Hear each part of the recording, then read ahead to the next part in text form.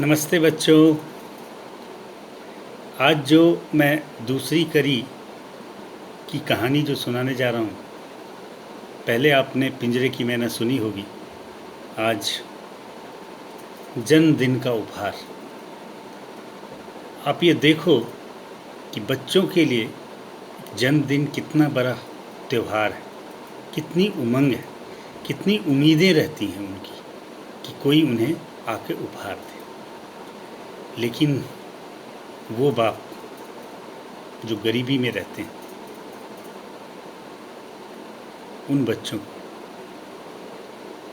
जिन्हें ये मालूम नहीं कि 2 जून की रोटी कैसे मिलती है, अगर वो बच्चे लेकिन अपने पापा से उम्मीद तो करते ही हैं कि उसे उसके पापा, उसकी मम्मी, उसके दोस्त उसे भी उपहार दें और उसी तरह से जन्मदिन मनाएं जिस तरह से और बच्चों का मनता है।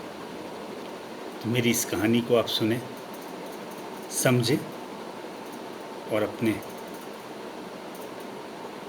सराहना या व्यंग दें। सुने, जन्मदिन का उपहार। सुषमा, देखो तो किसकी चिट्ठी आई है। मेरे घर में घुसते ही माँ की आवाज़ सुनाई पड़ी। शायद वह किचन से ही बोल रही थी। मैं थोड़ी थकान महसूस कर रही थी। जाने क्यों आज सुबह से ही अजीब सा महसूस हो रहा था। कॉलेज में भी मन नहीं लगा। फिर भी मैंने जाकर टेबल पर पड़ी चिट्ठी का पता देखा। शायद कोई सरकारी पत्र मालूम पड़ रहा था और यूं ही परा छोड़कर अपने रूम में कपड़े बदलने चली गई। तभी फिर माँ की आवाज़ सुनाई पड़ी। राजू की चिट्ठी है क्या रे? अरे सुषमा, कहीं ऐसा तो नहीं राजू की चिट्ठी है? सुषमा, पता नहीं कैसे उसका मन लगता होगा।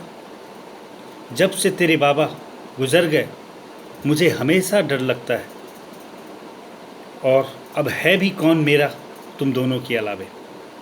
पता नहीं माँ अपनी भावनाओं में क्या क्या बोलती जा रही थी। मेरे टोकने पर उसकी तंद्रा टूटी।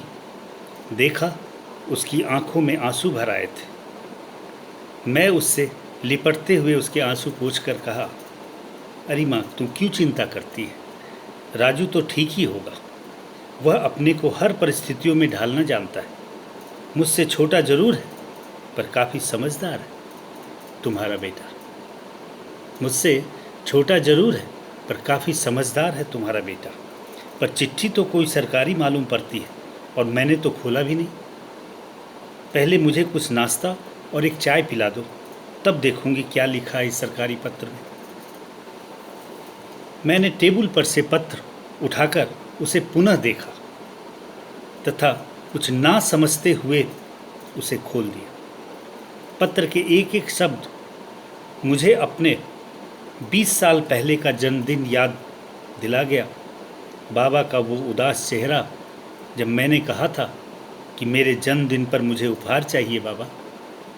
मेरे जन्मदिन पर मुझे आप क्या दोगे बाबा? जन्मदिन के नाम पर घर में कुछ नहीं था।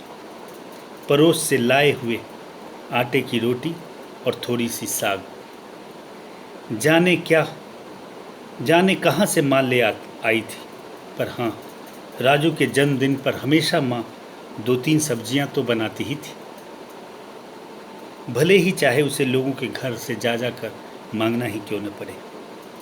छोटा बेटा जो था, दुलारा बेटा, पत्र यूं ही हाथ में कांप रहा था।